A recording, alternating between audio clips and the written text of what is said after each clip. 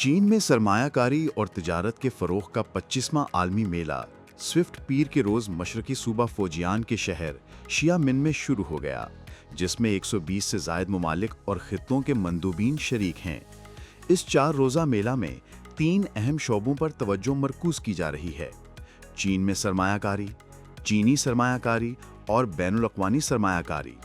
سرمایہ کاری سے متعلق 100 سے زائد سرگرمیاں بھی اس میں شامل ہیں۔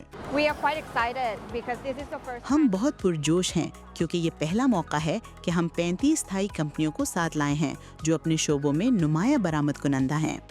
تھائی کمپنیوں کو چینی صارفین سے مثبت توقعات ہیں۔ ہمیں یہاں بے شمار امکانات دکھائی دیتے ہیں اور ہمیں یقین ہے کہ یہ منڈی مزید ترقی کرے گی۔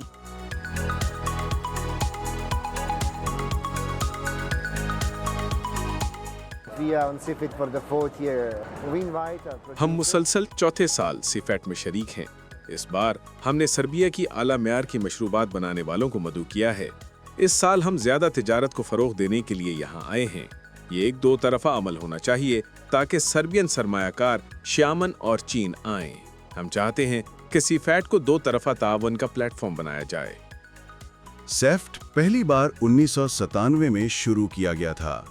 وزارت تجارت کے زیر اہتمام منعقد ہونے والا یہ میلہ اب سرمایہ کاری کو فروغ دینے اور عالمی ترقی میں سہولت فراہم کرنے کا ایک اہم پلیٹ فارم بن چکا ہے۔